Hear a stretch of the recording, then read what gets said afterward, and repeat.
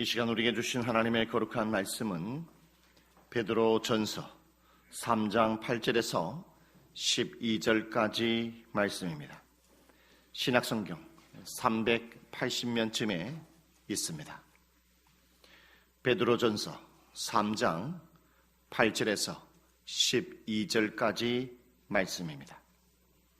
마지막으로 말하노니 너희가 다 마음을 같이하여 동정하며 형제를 사랑하며 불쌍히 여기며 겸손하며 악을 악으로 욕을 욕으로 갚지 말고 도리어 복을 빌라. 이를 위하여 너희가 부르심을 받았으니 이는 복을 이어받게 하려 하심이라. 그러므로 생명을 사랑하고 좋은 날 보기를 원하는 자는 혀를 금하여 악한 말을 그치며 그 입술로 거짓을 말하지 말고 악에서 떠나 선을 행하고 화평을 구하며 그것을 따르라. 주의 눈은 의인을 향하시고 그의 귀는 의인의 간구에 기울이시되 주의 얼굴은 악행하는 자들을 대하시느니라 하였느니라. 아멘. 베드로 사도는 베드로전서 1장에서 그리스도인은 천국의 백성으로서 이 땅에 나그네로 삶을 살아가는 사람이다 라고 말을 했습니다. 하나님의 나그네로서의 이 세상의 삶을 살아가는 하나님의 백성, 자기 자신을 어떻게 관리를 해야 하느냐. 베드로전서 2장의 말씀을 통해서 우리 나그네로서의 관리는 내 자신의 마음속에 있는 죄악을 벗어버리고 오직 하나님의 말씀만을 사모하면서 자기 자신을 잘 관리해야 한다라고 말씀했습니다. 우리는 하나님의 나그네로서의 자기 자신을 관리했다라면 저와 여러분의 일상생활은 어떻게 관리를 하며 삶을 살아가야 할까요? 우리가 일상생활에서 학교생활, 그리고 직장생활, 교회생활, 사회생활하면서 우리는 수많은 사람들을 만나게 되죠. 그 수많은 사람들을 만날 때마다 우리는 믿지 않는 사람들에게 책 잡히지 말아야 합니다. 책을 잡히지 말고 선한 일들을 많이 하고 우리가 주어져 있는 그 삶의 제도권 아래서 순종하며 삶을 살아가는 것이 천국의 백성의 나그네로서의 일상을 삶을 살아가는 것이다 라고 말씀했습니다. 베드로전서의 3장에서는 우리는 하나님의 나그네로서의 가정생활은 어떻게 해야 되느냐, 남편은 아내에게 순종하고 아내는 남편에게 순종하며 서로 아끼고 소중하게 여기며 삶을 살아가는 것이 천국의 백성으로서의 가정을 삶을 살아가는 것이다 라고 말씀하고 있습니다. 그렇다면 오늘 베드로전서 3장 8절 이하에 나타나고 있는 나그네의 삶은 무엇일까요? 그것은 바로 우리가 교회 안에서 어떻게 신앙생활을 해야 하는지를 우리에게 말씀해 주고 있습니다. 8절의 말씀에 보면 마지막으로 말하노니 너희가 다 마음을 같이 하여라고 말씀하고 있습니다. 나그네로서의 교회 생활은 마음을 같이 하는 것입니다. 조화롭게 같이 한다라는 것을 우리에게 말씀해 주고 있습니다. 고린도 교회는 한 분 살아계신 하나님을 섬기는 교회였지만 당파 싸움으로 말미암아 교회가 분열되었죠. 그때에 바울 사도가 이렇게 말합니다. 고린도전서 1장 10절 말씀에 같은 말을 하고 같은 뜻, 같은 열매로 온전히 합하라 라고 바울 사도가 말을 했다라는 것이죠. 그 말은 무엇이겠습니까? 우리가 교회 안에서 삶을 살아갈 때에 좋은 일이 있으면 그 좋은 일에 대해서 마음을 같이하여 하나가 돼서 앞으로 나아가야 한다는 것을 우리에게 말씀해 줬습니다. 오늘 새벽 기도의 말씀이 마태복음 16장의 말씀을 나누었습니다. 마태복음 16장에 신앙관이 다른 두 종류의 사람이 나타납니다. 바리새인은 영적 세계가 있는 것을 믿고 부활도 믿었다라는 것이죠. 그런데 사두개인들은 영적 세계를 믿지 않고 부활 세계도 믿지 않았다라는 것입니다. 서로의 신앙관이 다르기 때문에, 관점이 다르기 때문에 바리새인들과 서기관들은 늘 언제나 다투고 원수지간이었다라는 것이죠. 그런데 앙숙이었던 이 두 종류의 사람, 예수님을 시험하고 예수님을 넘어뜨리는 부분에 있어서는 늘 언제나 동조하고 합심했다라는 것을 성경은 말씀하고 있습니다. 여러분, 우리는 하나님의 나그네입니다. 하나님의 나그네로서의 교회 안에 있을 때에 우리는 좋은 일에 있어서는 힘을 합쳐야 되지만 악한 일에 있어서는 우리는 함께 동조하지 말아야 한다는 것을 우리에게 말씀해 주고 있습니다. 우리는 나그네로서 오늘 성경의 말씀에 보면 동정하라 이렇게 말씀합니다. 우리는 인생의 삶을 살아가면서 아픔도 있고 상처를 만나게 되고 인생의 슬픔과 환난을 만날 때가 있다는 것이죠. 그러면 우리는 하나님의 백성의 나그네로서의 교회에 왔을 때에 서로의 아픔을 물어봐야 한다는 것입니다. 서로의 상처를 나누어야 한다는 것입니다. 서로의 고난을 함께 나누는 것이 하나님의 천국 백성의 나그네로서의 신앙생활을 잘하는 것이라고 우리에게 말씀해 주고 있습니다. 그리고 오늘 베드로전서 3장의 말씀에 형제를 사랑해야 된다라고 말씀하고 있습니다. 형제를 사랑한다는 것은 무엇이냐면 교회 안에서 어떠한 일들을 할 때에, 봉사를 할 때에 내가 먼저 희생을 해야 한다라는 것을 우리에게 말씀해 주고 있습니다. 그리고 오늘 성경의 말씀에 뭐라고 말씀하느냐? 불쌍히 여기라 이렇게 말씀하고 있습니다. 여기에서 불쌍히 여기라라는 단어의 뜻은 무엇이냐면 용서하라는 것입니다. 2026년도 대한예수교 장로회 통합적 교단의 표, 그리고 도동중앙교회의 표가 무엇이냐면 용서, 사랑의 시작입니다 라는 것이 표라는 것이죠. 여러분, 교회 안에서 불쌍히 여기십시오. 불쌍히 여긴다는 것을 서로 용서하십시오. 용서하는 것이 사랑의 시작이라는 것을 성경을 통해서 우리에게 말씀을 잘 해주고 있다라는 것입니다. 이것이 바로 나그네의 삶이라는 것이죠. 오늘 나그네의 삶으로서 우리의 교회 생활을 어떻게 해야 되느냐? 여러분은 맡은 자리에서 겸손하라 말씀하고 있습니다. 그것뿐만 아니라 9절에 악을 악으로, 욕을 욕으로 갚지 말고 라고 말씀합니다. 악을 악으로, 욕을 욕으로 갚지 말고 오히려 복을 빌라 이렇게 말씀하고 있습니다. 복을 빌라라는 이 말씀을 통해서 오늘 이 자리에 나와 있는 하나님의 백성은 무엇으로 부르심을 받았는지를 잘 알 수 있어요. 그것은 바로 뭐냐? 누가 뭐라 해도 저와 여러분 하나님의 축복의 통로로 부르심을 받았다라는 것을 저와 여러분에게 말씀하고 있습니다. 여러분, 좌우로 이렇게 인사합시다. 누가 뭐래도 나는 하나님의 축복의 통로입니다. 예, 누가 뭐래도 나는 하나님의 축복의 통로로 부르심을 받았다라는 거예요. 우리가 교회 안에서 주님의 하나님의 축복의 통로로 부르심을 받았다라면 우리는 어떤 말을 자주 해야 되겠습니까? 10절 말씀에 이렇게 말합니다. 생명을 사랑하고, 사랑하는 말, 따뜻한 말을 많이 해야 된다는 거예요. 그리고 10절에 뭐라고 말하냐면 혀를 금하라, 악한 말을 금하라, 저주스러운 말을 금하라, 상처 주는 말을 금하고 격려하는 말, 따뜻하는 말, 이러한 말들을 굉장히 많이 해주는 삶이 바로 축복의 통로라는 것을 저와 여러분에게 말씀하고 있습니다. 그런데 여러분, 우리가 인생의 삶을 살아가면서 항상 생명의 말, 그리고 따뜻한 말, 격려의 말을 하기가 어렵다라는 것이죠.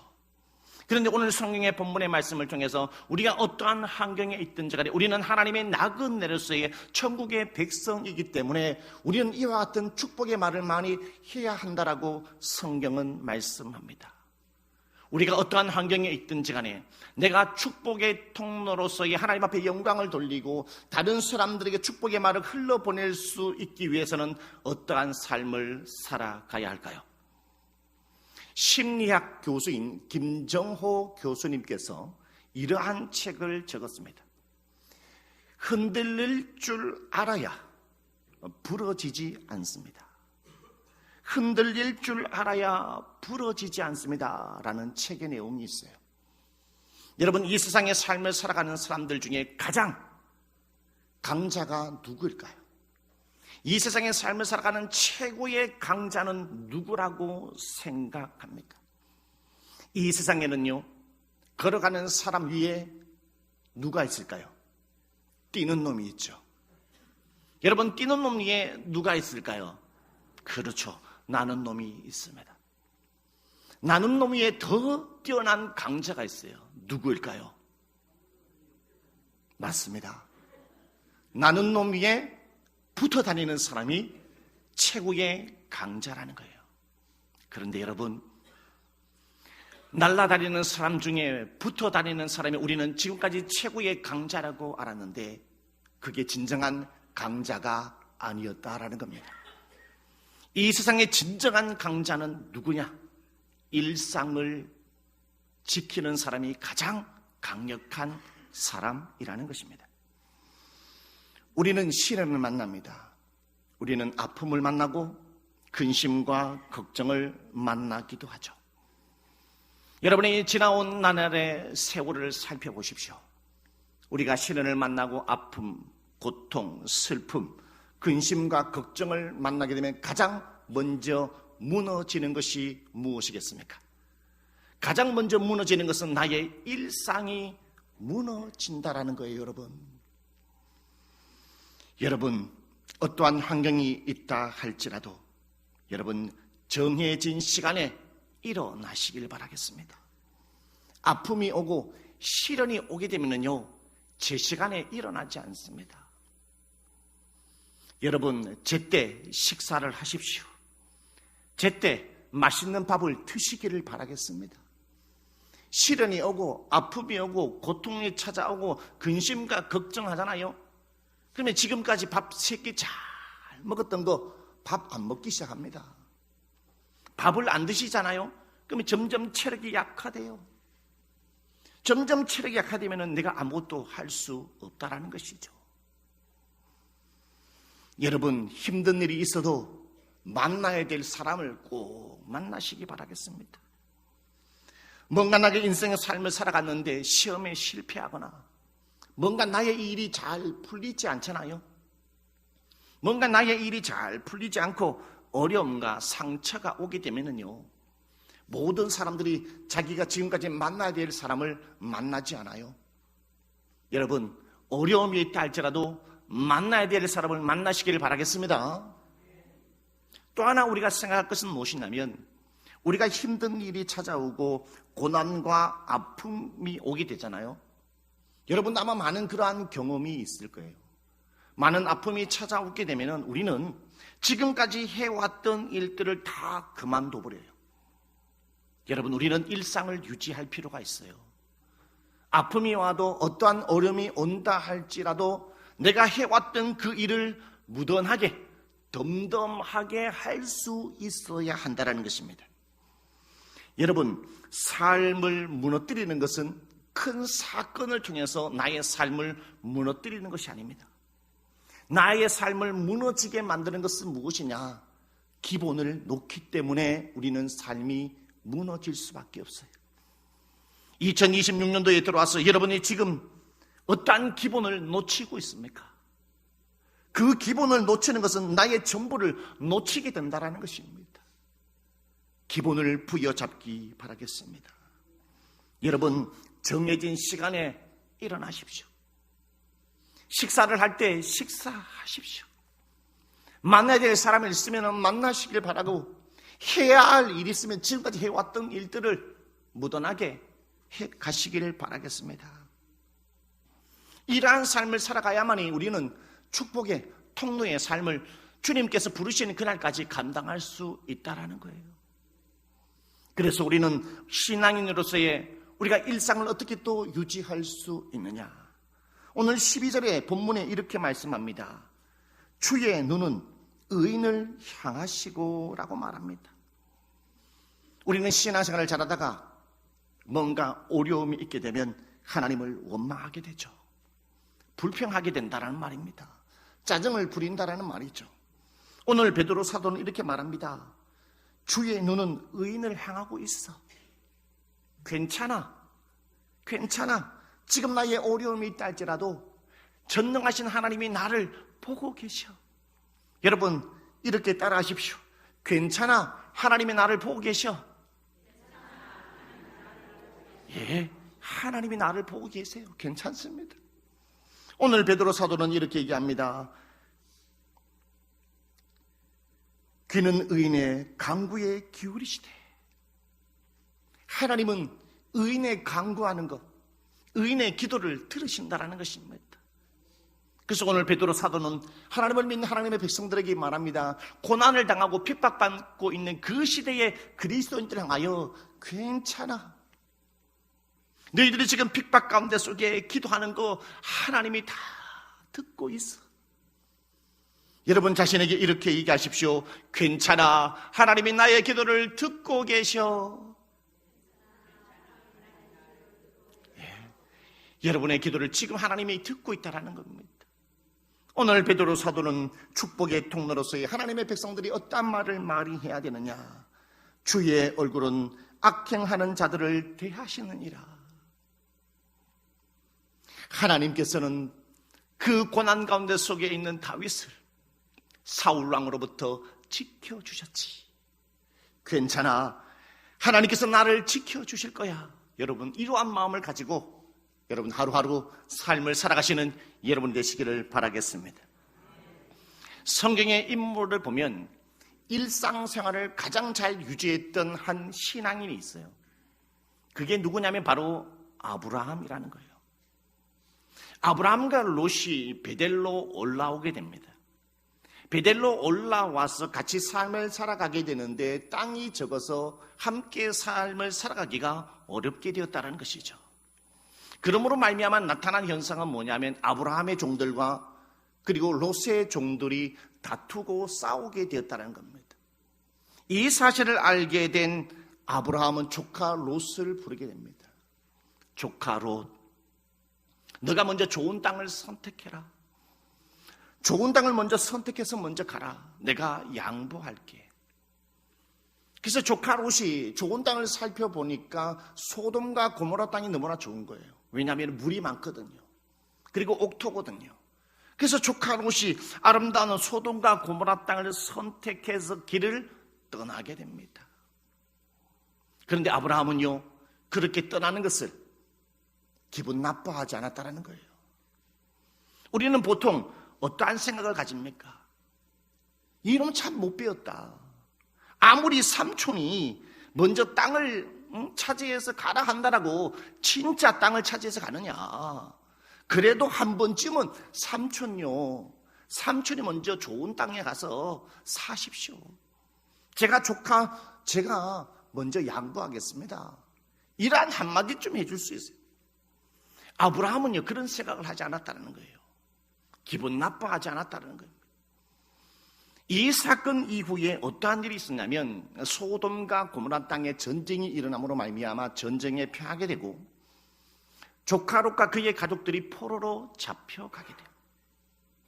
그래서 성경을 살펴보면 아브라함이 자신의 집에서 길리고 훈련한 318명의 군사를 이끌고 조카 롯과 그의 가족을 구해 온다라는 겁니다. 여러분 이것을 통해서 아브라함이 얼마나 일상을 잘 유지했는지를 우리에게 말씀해 주고 있는 거예요. 여러분 족장시대는 어떠한 시대입니까? 한 사람이 얼마나 중요한지 모릅니다. 많은 사람들이 있어야 우리 부족을 지킬 수 있는 것이죠. 조카 한 사람, 그에 딸려 있는 수많은 종들과 사람들이 딸려 있다는 것입니다. 그들이 떠남으로 말미암아 주위에 있는 적들로부터 우리의 부족을 공격할 수 있는 빌미를 제공할 수 있다는 것이죠. 조카 롯이 떠났음에도 불구하고 아브라함은 조카 롯이 없어도, 그들의 종들이 없어도 아브라함은 해야 할 일을 하루하루 덤덤하게 그 일을 진행했다라는 거예요. 한 사람을 훈련시키고 또 한 사람을 훈련시키고 또 한 사람을 덤덤하게 훈련시키고 시간이 지나면서 정말로 용맹한 용사들을 만들어냈다는 거예요. 일상을 유지했기 때문에 318명을 데리고 감으로 말미암아 조카 롯과 그의 가족들을 구해올 수 있었다라는 거예요. 그리고 이 사건 이후에 어떠한 일이 있었냐면 소돔과 고모라 땅에 큰 죄악이 있죠. 죄악이 가득하게 참게 됨으로 말미암아 하나님이 이 소돔과 고모라 땅을 심판하시기로 결정을 내립니다.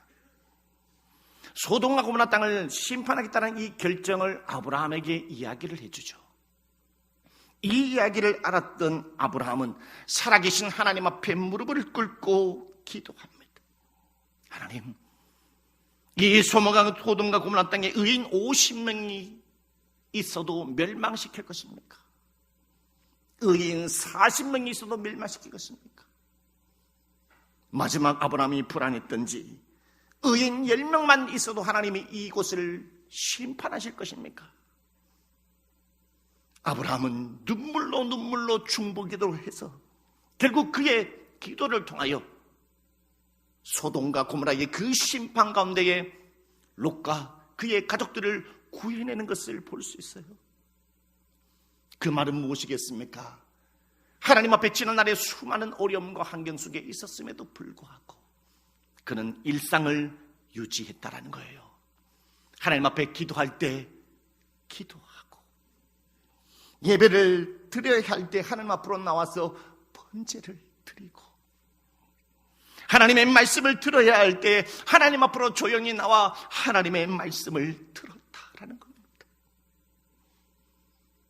여러분, 기분 나쁘다 해가지고 예배에 참석하지 아니하고, 기분 나쁘다고 여러 가지 이름과 환란이 있다 할지라도, 어려움이 있다라고 뭔가 실패해야 안 된다 할지라도 예배의 자리를 벗어나고 기도의 자리를 벗어나고 말씀의 자리를 벗어나는 것은 일상을 유지하는 것이 아니라 축복의 통로의 삶을 살아가는 것이 아니라 오히려 나 자신을 멸망시키는 것입니다. 여러분, 예수님을 보십시오. 예수님은 곧 있으면 십자가에 못 박혀 죽을 거라는 그 사실을 알았습니다. 그리고 자기 자신의 제자인 사랑하는 가룟 유다에게 너의 일을 하라 이렇게 말했습니다. 이제 곧 가룟 유다가 가서 나를 은 30에 팔아먹을 거라는 그 사실을 알았음에도 불구하고 예수님은 일상을 유지하며 본인이 늘 언제나 기도했던 자리 겟세마네 동산으로 걸어 올라가셔서 무릎을 꿇어 살아계신 하나님을 바라보며 일상의 기도를 했다라는 거예요. 그러므로 말미암아 자기의 제자 가룟 유다가 예수님을 잡으러 왔을 때에 주님께서는 자기 자신을 배반하는 가룟 유다를 하여 나의 친구야 라고 말했습니다. 나의 친구야, 너의 일을 하라라고 말씀했다는 것이죠. 그 말은 무엇이겠습니까? 나를 배신한 가룟 유다까지도 마지막 주님께서는 축복의 통로, 따뜻한 말 같은 온도로 말씀해 주셨다라는 것입니다. 성도 여러분, 우리는 축복의 사람으로 부름받았습니다. 누가 뭐라 해도 나는 축복의 사람으로 부름받았습니다. 그러므로 여러분, 일상을 유지하십시오. 기본을 놓치지 마십시오. 밥을 먹어야 할 때 밥을 드시고, 일어나야 할 때 일어나시고, 잠을 자야 할 때 잠을 자시고, 일을 해야 할 때 일을 하시기 바라겠습니다. 예배를 드려야 할 때 예배를 드리시고, 말씀을 봐야 할 때 말씀을 보시고, 기도를 드려야 될 때 반드시 기도를 드리시는 여러분이 되시기를 주님의 이름으로 축복합니다. 기도드려요.